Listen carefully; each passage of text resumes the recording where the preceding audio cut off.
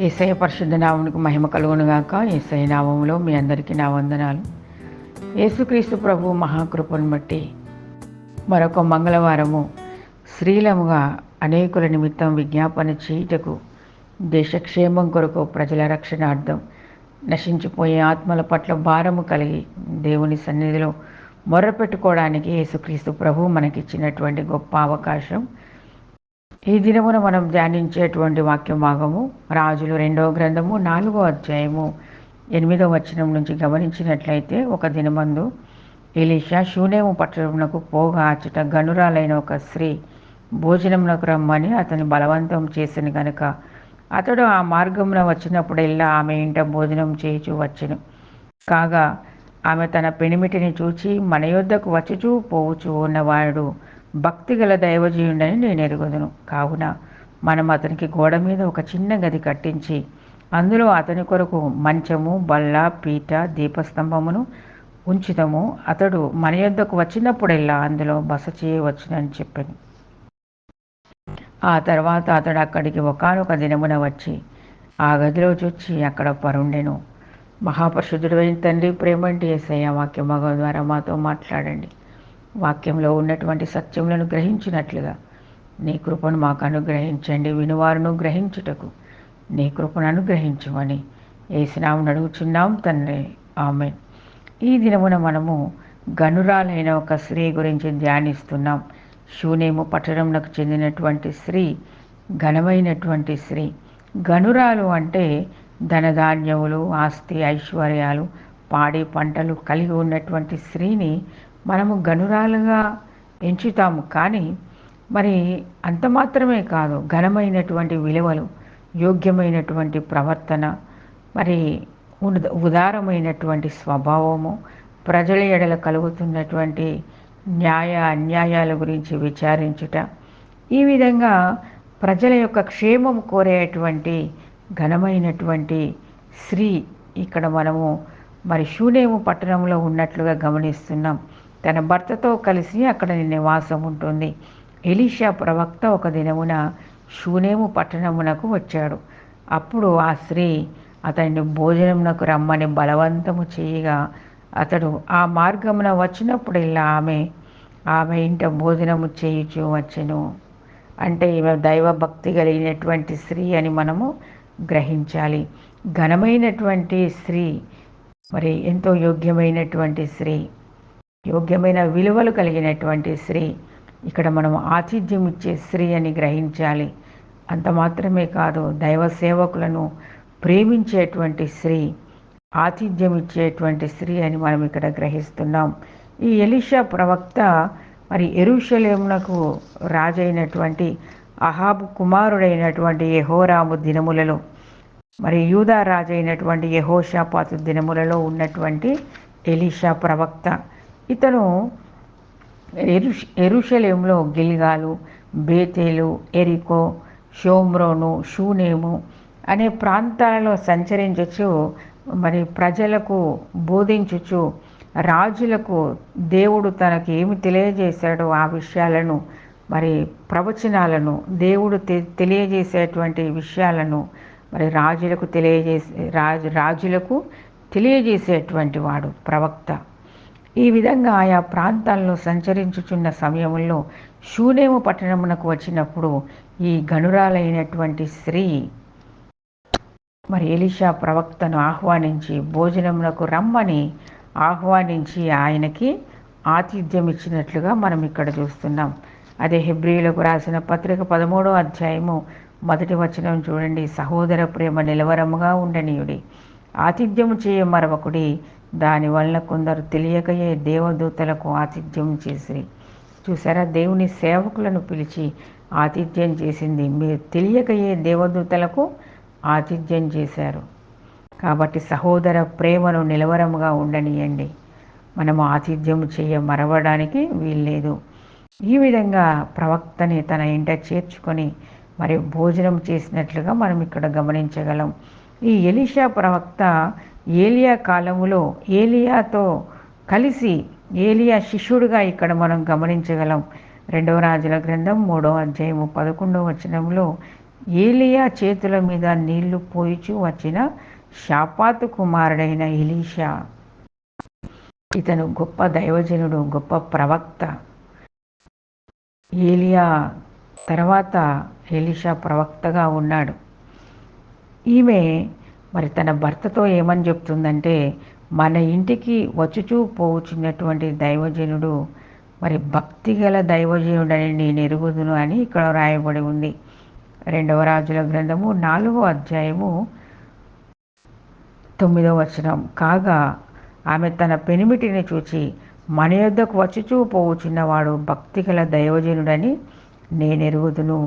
చూసారా, ఈ స్త్రీ గ్రహింపు కలిగినటువంటి స్త్రీ, మంచి వివేచన మరి మంచి వివేకము కలిగినటువంటి స్త్రీ. దైవజనుడు ఎటువంటి వాడు అని గుర్తించగలిగింది. అంచె దినములు, అపాయకరమైనటువంటి దినముల్లో అనేక మంది అబద్ధ బోధకులు, అబద్ధమైనటువంటి ప్రవచనాలు, అబద్ధమైనటువంటి దర్శనాలు చెప్పుచు మరి అనేక రకములుగా మరి ప్రజలను మోసగించుచు, సత్య మార్గము నుండి తప్పించుచు, మరి మార్గము తప్పించేటువంటి మరి సేవకులని చెప్పబడేవారు అనేకులు అబద్ధ బోధకులు ఉన్నారు. ఈ స్త్రీ షూనేమీరాలు గ్రహించింది, మన ఇంటికి వచ్చుచూ పోచున్నటువంటి దైవజనుడు నిజముగా భక్తి కలిగినటువంటి దైవజనుడు. కాబట్టి ఈ మార్గములో వెళ్ళినప్పుడల్లా, ఆయా ప్రాంతాలకు ఆయన సంచరించుచూ వెళ్ళుచున్నప్పుడల్లా మన ఇంటికి వచ్చి ఆతిథ్యము తీసుకొని కొద్ది సమయం ఆయన విశ్రాంతి తీసుకోవడానికి మనం ఆయనకు ఒక ఏర్పాటు చేద్దాం. అది మనకు ఆశీర్వాదకరమని ఆమె గ్రహించింది. కాగా మరి తన భర్తతో ఏమంటుందంటే 10వ వచనంలో, మనం అతనికి గోడ మీద ఒక చిన్న గది కట్టించి అందులో అతని కొరకు మంచము, బల్ల, పీట, దీపస్తంభము ఉంచుదాము. అతడు మన యుద్ధకు వచ్చినప్పుడల్లా అందులో బస చేయవచ్చునని చెప్పాను. ఆ తర్వాత అతడు అక్కడికి ఒకానొక దినమున వచ్చి ఆ గదిలో చొచ్చి అక్కడ పరుండెను. అతనితో చెప్పింది, ప్రవక్తతో చెప్పింది, అయ్యా ఈ ఈ ప్రాంతమునకు, ఈ ప్రాంతాన్ని, ఈ పట్టణాన్ని దాటిపోయేటప్పుడల్లా కూడా, లేదా ఈ ఈ పట్టణం షూనేము పట్టణమునకు వచ్చినప్పుడల్లా మా ఇంట్లో నీ కొరకు ఒక ప్రత్యేకమైన గదిని మేము ఏర్పాటు చేసాం. అక్కడ నువ్వు కొద్ది సమయం విశ్రాంతి తీసుకోవచ్చు. నీ కొరకు మేము చేసిన ఏర్పాట్లో మేము నీకోసం చేసిన ఏర్పాటు ప్రకారం మీరు అక్కడ విశ్రాంతి తీసుకోండి, మాకది ఆశీర్వాదకరం అని ఆమె అతనితో చెప్పినప్పుడు ప్రవక్త అయినటువంటి ఎలీషా అంగీకరించాడు. అక్కడికి వచ్చినప్పుడల్లా ఆయన అక్కడ విశ్రాంతి తీసుకుంటూ వెళ్ళేవాడు. ఈమె తన భర్తతో చెప్పింది, అయ్యా మనతో పాటు ఆయన నివాసం ఉండడానికి కాదు, మరి మనం కూర్చునే కుర్చీలలో, మనం తినే పాత్రలలో ఆయనకు భోజనం పెట్టడం యోగ్యమైంది కాదు. ఆయనకు ఒక ప్రత్యేకమైనటువంటి గదిని కట్టిద్దామన్నప్పుడు ఆయన దానికి సమ్మతించి అంగీకరించాడు. ఇక్కడ మనం గ్రహించాల్సింది ఏంటంటే, మనం ఏ పని చేయాలన్నా, ఏ నిర్ణయం తీసుకోవాలన్నా మన భర్తను అడిగి తెలుసుకోవాలి. మన భర్తతో కలిసి మాట్లాడి నిర్ణయం చేసుకోవాలి. ఏది యోగ్యమైంది, ఏది సరైనది, ఏది చేయాలి, ఏ పని చేయడం ద్వారా మరి ఏమి నష్టం కలుగుతుంది, ఏమి లాభం కలుగుతుంది, ఇది చేయొచ్చా చేయకూడదా అని మరి భార్యాభర్తలు మాట్లాడుకొని ఒక నిర్ణయ ప్రకారం మనము ఒక ఏర్పాటు చేసుకోవాలి. అది మనకు ఆశీర్వాదకరం.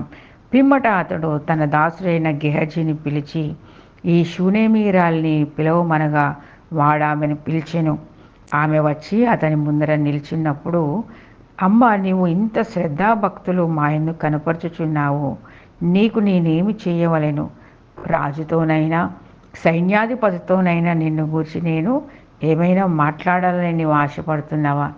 నీవు మా యెడల ఇంత శ్రద్ధాభక్తులు కనపరుస్తున్నావు, ఇంత గొప్ప ఏర్పాటు చేసావు కదా, ఇంత గొప్ప ఆతిథ్యాన్ని ఇచ్చావు కదా, మేము కొద్ది సమయం విశ్రాంతి తీసుకోవడానికి నీవు ఇంత ఏర్పాటు చేసావు. నీ కొరకు మేము ఏమైనా మేలు చేయాలా? రాజుతో ఏమైనా మాట్లాడాలా? సైన్యాధిపతితో ఏమైనా మాట్లాడి నీ కొరకు ఏదైనా మేము ఏర్పాటు చేయాలని నువ్వేమన్నా ఆశపడుతున్నావా అని మరి ఆమెను అడిగినప్పుడు ఆమె ఏమన్నదంటే, దేనిని గురించి కూడా ఆమె ఆశపడట్లే. ఆమె ఏమన్నదంటే, నేను నా స్వజనులతో కాపురం ఉన్నాను. ఇంకేం తక్కువ? నేను పిలిస్తే పలికేవారు ఉన్నారు, నేను రమ్మంటే వచ్చేవారు ఉన్నారు, అది చెయ్యండి ఇది చెయ్యండి అంటే చేసేటువంటి మరి గొప్ప దాసీలు ఉన్నారు. ఆమె గనురాలుగా ఇక్కడ మనం చూస్తున్నాం. ఆమె ఏదంటే అది చేపించుకోగలిగేటువంటి యోగ్యత కలిగినటువంటి స్త్రీ. అయ్యా, నేను నా స్వజనుల యొద్ద ఉన్నా, నాకేమి కూడా కొరత లేదు అని ఆమె మాట్లాడినప్పుడు ఎలీషా తన దాసుడైనటువంటి గెహజీని పిలిచాడు. ఎలీషా ప్రవక్త ఎక్కడికి వెళ్ళినప్పటికి కూడా తనతో పాటు తన దాసుడైనటువంటి గెహజీ ఇద్దరు కలిసి వెళ్ళేవారు. ఒంటరిగా ఎక్కడికి కూడా వెళ్ళేవాడు కాదు. తన దాసుడైనటువంటి గెహజీని పిలిచి అడిగాడు, గెహజీ, ఆమె ఇంట్లో ఏదైనా కొరతగా ఉందా, ఏదైనా తక్కువగా ఉందా, నువ్వే గమనించు. ఆమె నాకేమి కొరత లేదని చెప్తుంది, నా స్వజనుల మధ్య నేనున్నానంటుంది, నాకు సమృద్ధి కలిగి నేనున్నా అంటుంది. ఒకవేళ ఏదైనా కొరత వాళ్ళ ఇంట్లో ఉందా, నువ్వు వెళ్ళినప్పుడు గమనించు అన్నప్పుడు గెహజీ ఏమన్నాడంటే, అయ్యా, వారికి కొడుకు లేడు, వారికి కుమారుడు లేడు, ఆమె భర్త కూడా ముసలివాడు కనుక వారికి కుమారుడు లేడు అని గెహజీ ఎలీషా ప్రవక్తతో చెప్తాడు. చెప్పినప్పుడు దానిని బట్టి వారు ఆలోచన చేసుకొని ఎలీషా ప్రవక్త దేవుడు తనకు తెలియజేసినటువంటి మాటలను బట్టి ఆమెతో చెప్తాడు. 4వ అధ్యాయము 16వ వచనంలో, ఎలీషా మరుసటి ఏట ఈ ఋతువున నీ కౌగిట కుమారుడు ఉండునని ఆమెతో అనెను. ఆమె ఆ మాట విని, దైవజనుడైన నా ఏలినవాడా, అలాగూ పలకవద్దు, నీ దాసురాలనైన నాతో అబద్ధమాడవద్దు. పిమ్మట ఆ స్త్రీ గర్భవతి అయి మరుసటి ఏట ఎలీషా తనతో చెప్పిన కాలమున కుమారుని కనెను. ఎందుకంటే ఆమె యొక్క భర్త ముసలివాడు. ఇది జరిగేటువంటి కార్యము కాదు. ఎందుకయ్యా నాతో అబద్ధం చెప్తారు? నేను సంసారం చేయగలిగేటువంటి స్థితి లేదు, నేను కుమారుని కనగలిగేటువంటి పరిస్థితులు లేవు. నాతో ఎందుకు మీరు ఈ విధంగా మాట్లాడుతున్నారు? నాతో అలాగూ పలకవద్దు, నీ దాసురాలనైనా నాతో అబద్ధమాడవద్దు. ప్రవక్త ఏమని చెప్తున్నాడు? మరుసటి ఏట నీ కౌగిట ఒక కుమారుడు ఉంటాడు. చూడండి, ఆమె నమ్మలేకపోతుంది. ఎందుకంటే తన భర్త వృద్ధాప్యంలో ఉన్నాడు, సంసారం చేయగలిగేటువంటి స్థితి ఆమెకి లేదు. అటువంటి పరిస్థితుల్లో ఎందుకని ఆమె మాట్లాడుతున్నప్పుడు, అమ్మ మరుసటి ఏట నీ కౌగిట ఒక కుమారుడు ఉంటాడని చెప్పినప్పుడు, అదేవిధంగా సంవత్సరం తిరిగేలోపు ఆమె ఒక కుమారుని కంటుంది. చక్కగా వృద్ధాప్యంలో వాళ్ళు ఆడించుకుంటూ సంతోషంగా గడుపుతున్నటువంటి దినముల్లో ఒక దినం వచ్చింది. కోతకాల సమయంలో తండ్రి తన కుమారుడిని తీసుకొని చేనుకు వెళ్ళినప్పుడు ఆ కుమారుడికి అనుకోకుండా ఇక్కడ ఏం జరిగిందంటే, నా తలపోయినే అని విపరీతమైనటువంటి బాధతో ఆ కుమారుడు సొమ్మసిల్లిపోయి ఉన్న పరిస్థితుల్లో పనివారిని పిలిచి ఆ కుమారుణ్ణి తన తల్లి యొద్దకు పంపించినప్పుడు వాడు ఆ బాలుని ఎత్తుకొని వాని తల్లి యొద్దకు తీసుకొని పోయాను. 20వ వచనంలో, పిల్లవాడు మధ్యాహ్నం వరకు తల్లి తొడ మీద పడుకొని ఉండి చనిపోయాను. చూసారా? వెంటనే వాడిని తీసుకొని వచ్చి తన తల్లి యొద్ద చేర్చినప్పుడు తల్లి తొడ మీద పడుకొని మధ్యాహ్నం వరకు ఉండి ఆ కుమారుడు చనిపోయాడు.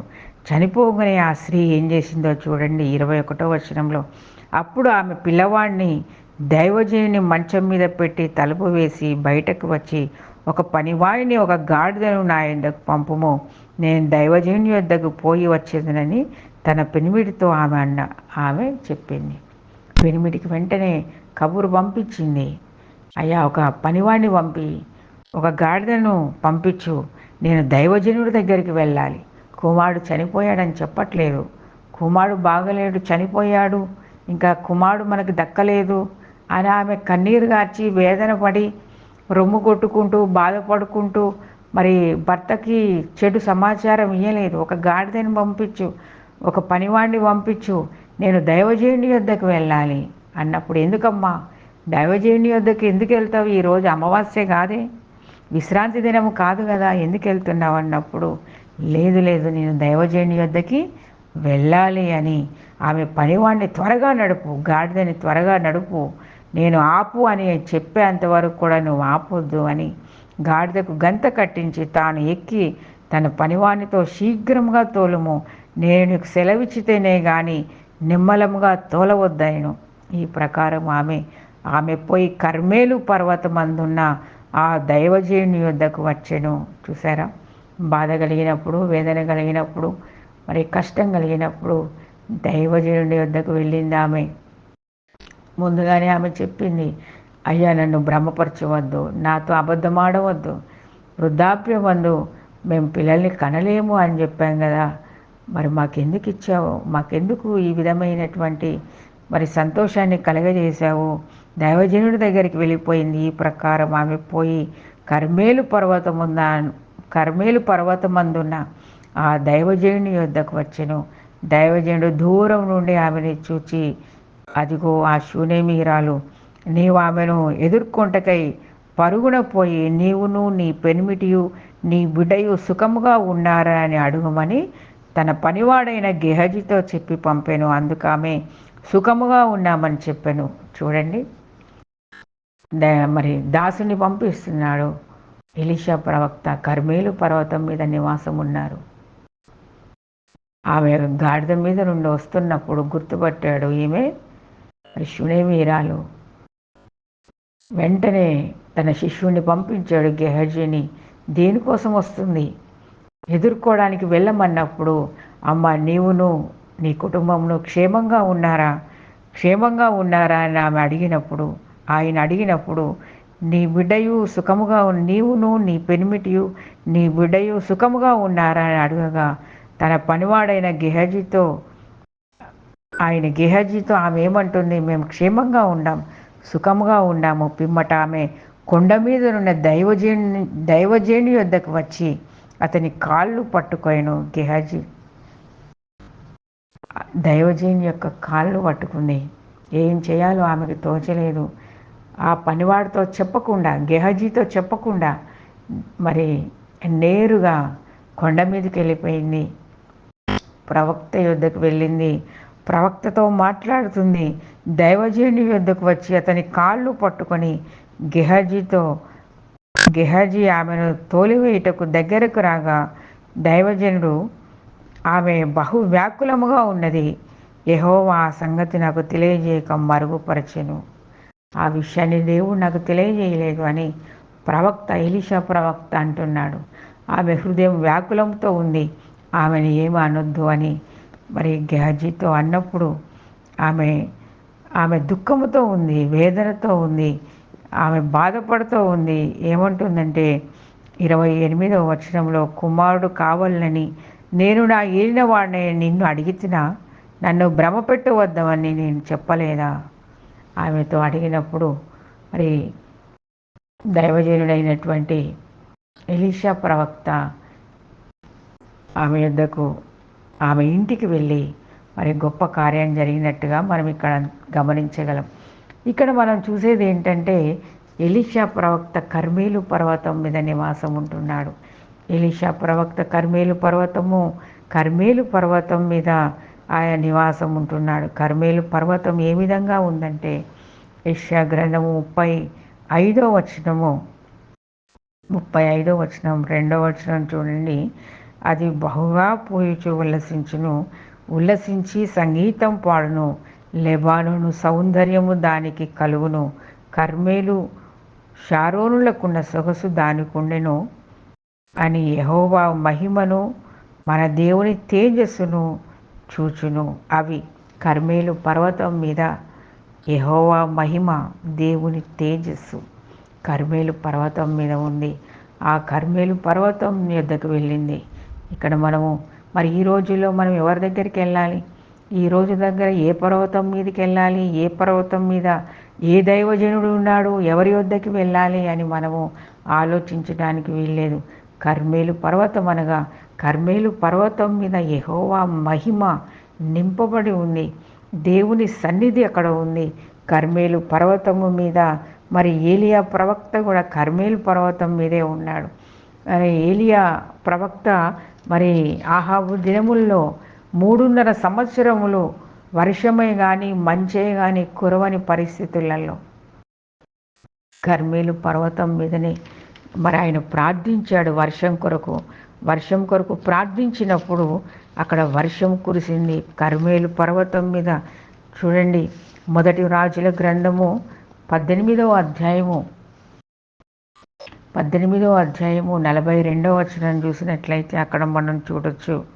42వ వచనంలో ఆహాబు భోజనం చేయబోయేను, కానీ ఏలియా కర్మేలు పర్వతం మీదకి పోయి నేల మీద పడి ముఖము మోకాళ్ళ మధ్య ఉంచుకొనెను. తర్వాత అతడు తన దాసుని పిలిచి, నీవు పైకి పోయి సముద్రం వైపు చూడమనగా వాడు మెరక ఎక్కి పార చూసి ఏమీ కనబడలేదనగా అతడు ఇంకా 7 మార్లు పోయి చూడుము. 7వ మారు అతడు చూచి, ఇదిగో మనిషి చెయ్యి అంత చిన్న మేఘము సముద్రం నుండి పైకి వచ్చుచున్నదైను. చూసారా, వర్షం కొరకు కర్మేలు పర్వతం మీద ఏలియా ప్రవక్త మరి మొరపెట్టుకున్నట్టుగా మనం అక్కడ చూస్తాం. కర్మేలు పర్వతం మీదనే ఇంకా గమనించేది ఏంటంటే, కర్మేలు పర్వతం మీదనే ఏలియా ప్రవక్త బయలుదేవతలను ఆరాధించేటువంటి 450 మంది ప్రవక్తలను, అషారాదేవి యొక్క ప్రవక్తలు 400 మంది ప్రవక్తలను, మరి నిజమైన దేవుడు ఎవరో తెలుసుకుందామని మరి అక్కడ వారు మరి యెజెబెలు రాణి అయినటువంటి యెజెబెలుతో మాట్లాడుతూ, ఆహాబు రాజుతో మాట్లాడుతూ, నిజమైన దేవుడు ఎవరో మనము మరి అక్కడ తెలుసుకుందాం రండి అని కర్మేలు పర్వతం మీదనే అదే మొదటి రాజుల గ్రంథం 18వ అధ్యాయము 24వ వచనంలో, తర్వాత మీరు మీ దేవత పేరును బట్టి ప్రార్థన చేయుడి, నేనైతే యెహోవా నామమును బట్టి ప్రార్థన చేయుదును. నిజమైన దేవుడు ఎవరో అక్కడ తెలుసుకుందాం రండి అన్నప్పుడు ఆకాశం నుండి అగ్ని వచ్చి అక్కడ ఉన్నటువంటి దహన బలిని దహించేసింది. నిజంగా యెహోవా దేవుడే నిజమైన దేవుడు అని కర్మేలు పర్వతం మీద ఎలీయా ప్రవక్త మరి అక్కడ జరిగిన గొప్ప కార్యాన్ని మనం చూడగలం. ఇటువంటి కర్మేలు పర్వతము అనగా దేవుని సన్నిధి, దేవుని బలిపీఠం, మరి దేవుని మహిమ, మనం ప్రార్థించేటువంటి స్థలం. ఎటువంటి పరిస్థితి అయినా, ఎటువంటి అక్కరైనా, ఎటువంటి మరి కీడైనా, ఎటువంటి ఆపదైనా మనకి సంభవించినప్పుడు మనం వెళ్ళాల్సింది ఎక్కడికంటే కర్మేలు పర్వతం మీదకి వెళ్ళాలి, దేవుని సన్నిధిలోకి వెళ్ళాలి, దేవుని సన్నిధిలో విజ్ఞాపన చేయాలి, దేవుని పాదాలు మనం పట్టుకోవాలి. చూడండి, ఆ షూనేమీరాలు మరి దైవజనుడి యొక్క కాళ్ళ మీద పడి ఆమె అడుగుతుంది, దేవుని సన్నిధిలో మనము మరి విజ్ఞాపన చేయాలి. ఆయన కాళ్ళు పట్టుకొని ఆమె మాట్లాడుతుంది. ఆ ప్రవక్త ఏమంటున్నాడంటే, ఆ విషయాన్ని దేవుడు నాకు మరుగు చేశాడు. అప్పుడు ఆమె కుమారుడు కావాలని నేను నా ఏలినవాడైన నిన్ను అడిగితినా, నన్ను భ్రమ పెట్టవద్దని నేను చెప్పలేదా అని అతనితో మనవి చేయగా ఆయన బాధపడ్డాడు. దేవుడు నాకు ఈ విషయాన్ని మరుగు చేశాడు. అమ్మ, నువ్వు వెళ్ళు, నీ కుమారుడి దగ్గరికి నేను వస్తా, నేను మరి నీ కుమారుడి కొరకు నేను వేడుకుంటా దేవుణ్ణి, నీ కుమారుడు తిరిగి బ్రతుకుతాడు, నువ్వు వెళ్ళు అన్నప్పుడు ఆమె ఏమందంటే, యెహోవా జీవము తోడు, నీ జీవము తోడు, నేను నిన్ను విడవనని చెప్పగా అతడు లేచి ఆమెతో కూడా పోయాను.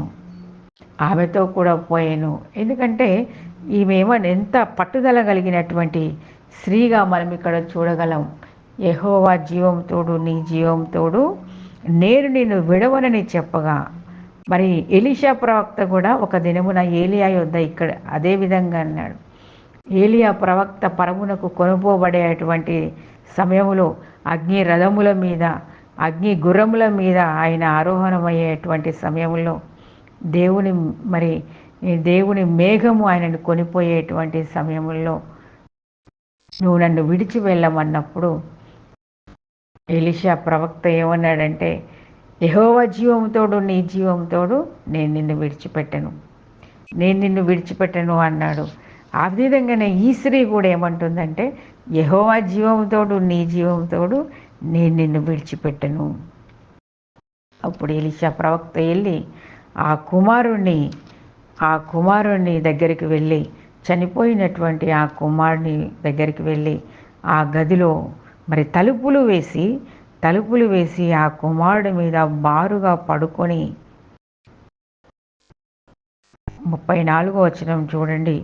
4వ అధ్యాయము 34వ వచనం. మంచం మీద ఎక్కి బిడ్డ మీద తన్ను తాను చాచుకొని తన నోరు వాని నోటి మీదను, తన కండ్లు వాని కండ్ల మీదను, తన చేతులు వాని చేతుల మీదను ఉంచి బిడ్డ మీద పొడుగుగా పడుకొని ఆ బిడ్డను ఒంటికి వెట్ట పుట్టెను. ఆ విధంగా ఆయన ఆ కుమారుడి మీద పడుకున్నప్పుడు వెట్ట కలిగింది. ఈ అవతలికి మళ్ళీ తిరిగి రెండవసారి కూడా అదే విధంగా చేసినప్పుడు మరి ఆ కుమారుడు వెంటనే లేచి 7 మార్లు తుమ్మి కళ్ళు తెరిచెను. అప్పుడతడు గెహజీని పిలిచి ఈ షూనేమీరాల్ని పిలుచుకొని రమ్మని అనగా వాడు ఆమెను పిలిచెను. ఆమె అతని యొద్దకు రాగా అతడు నీ కుమారుని ఎత్తుకొనుమని ఆమెతో చెప్పెను. అంతటా ఆమె లోపలికి వచ్చి అతని కాళ్ళ మీద సాష్టాంగపడి లేచి తన కుమారుని ఎత్తుకొని పోయాను. చూసారా ఎంత పట్టుదల కలిగినటువంటి స్త్రీ. ఆయన కాళ్ళ మీద పట్టుకొని, యెహోవా జీవంతోడు నీ జీవంతోడు నేను నిన్ను విడిచిపెట్టను. కార్యం జరిగేంత వరకు కూడా పట్టుబట్టింది. అదేవిధంగా దేవుని సన్నిధిలో ఉన్నటువంటి మనము దేవుని పాదాలు పట్టుకోవాలి. దేవుని సన్నిధిలో ఉన్నటువంటి మనము దేవుని కృప కొరకు కనిపెట్టుకోవాలి. నాయన ఈ కార్యము మరి జరిగించండి, ఈ కీడును తొలగించండి, మరి గొప్ప కార్యము జరిగించండి అని దేవుని సన్నిధిలో మనం ఎప్పుడైతే మొరపెట్టుకుంటామో గొప్ప కార్యాలను మనం కన్నులారా చూడగలం. ఎలీషా ప్రవక్త ఆమె యొక్క మాటలను బట్టి ఆమె మీద జాలిపడి ఆమె చేసినటువంటి మరి ఆతిథ్యాన్ని గుర్తు చేసుకొని ఆమె చేసినటువంటి మేలును బట్టి ఎలీషా ప్రవక్త ఆమె యొద్దకు వచ్చి ఆమె కుమారుణ్ణి తిరిగి ఆమె కుమారుడికి జీవాన్ని కలుగున్నట్లుగా మరి చేశాడు. ఆ విధంగా దేవుడు గొప్ప కార్యాన్ని జరిగించి తిరిగి చనిపోయినటువంటి కుమారుడు లేపబడినట్లుగా మనం ఇక్కడ గమనించగలుగుతున్నాం.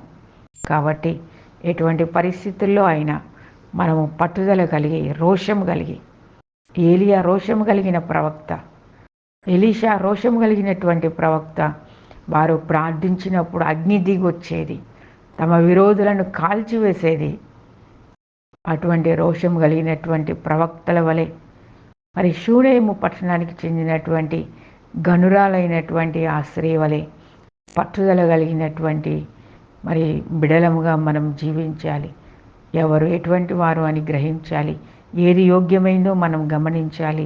వాటిని మనం దేవుని సన్నిధిలో కర్మేలు పర్వతం మీద కొండ మీదకి ఎక్కి దేవుని సన్నిధిలో మనం ప్రార్థన చేయాలి.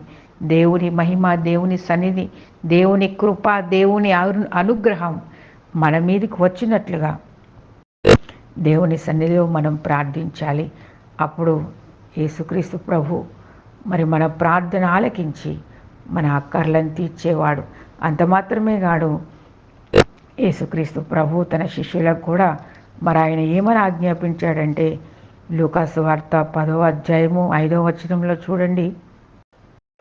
మీరు ఏ ఇంటినైనా ప్రవేశించినప్పుడు ఈ ఇంటికి సమాధానం మగునుగాక అని మొదట చెప్పుడి. సమాధాన పాత్రుడు అక్కడ ఉండిన ఎడల మీ సమాధానం అతని మీదుగా నిలుచును, లేని ఎడల అది తిరిగి మీకు వచ్చును. చూసారా, దేవుని సేవకులు మన ఇంటికి వచ్చినప్పుడు సమాధానం అగునుగాక అని చెప్పినప్పుడు, సమాధానకర్త అయిన దేవుడు మన ఇంట్లో ఉన్నప్పుడు మనకు సమాధానం కలుగుతుంది. మనము ఆతిథ్యం వారికి ఇచ్చినప్పుడు, వారికి మంచి పదార్థాలు పెట్టినప్పుడు, వారికి మరి మంచి మర్యాదలు మనం చేసినప్పుడు వారు వాటిని భుజించి మనల్ని ఆశీర్వదిస్తాడు.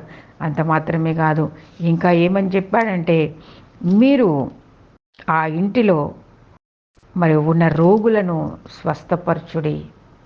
మన ఇంట్లో ఏది కొదువుగా ఉందో, ఏది కొరతగా ఉందో, ఎవరు అనారోగ్యంగా ఉన్నారో, వ్యాధి బాధ కష్టము ఏదైనాను సరే వారికి వారికి ఉన్నటువంటి లోపములను సరిచేయబడినట్లుగా, వారికి ఉన్నటువంటి కొరతలు తీర్చబడినట్లుగా మీరు వారి నిమిత్తం ప్రార్థించాలని సేవకులకి దేవుడు ఆజ్ఞాపించాడు గనక దైవజనులను మన ఇంటికి చేర్చుకోవడం అది ఆశీర్వాదకరం. వారికి మనం మంచి ఆతిథ్యం ఇవ్వడం అది మనకి మేలుకరము. ఈ షూనేమీరాలు అదేవిధంగా గ్రహించింది కనుక ఆ దైవజనుని ఇంటికి ఆహ్వానించి గొప్ప ఏర్పాట్లు చేసింది కనుక మనము కూడా మంచి గ్రహింపుతో వివేకంతో మన ఇంటికి దైవజనులను ఆహ్వానించుకున్నప్పుడు దేవుడే స్వయంగా మన ఇంటికి వచ్చి మనల్ని ఆశీర్వదిస్తాడు. అటువంటి గొప్ప కృప ప్రభువైన యేసుక్రీస్తు ప్రభు మనందరికీ అనుగ్రహించునుగాక. ఆమేన్.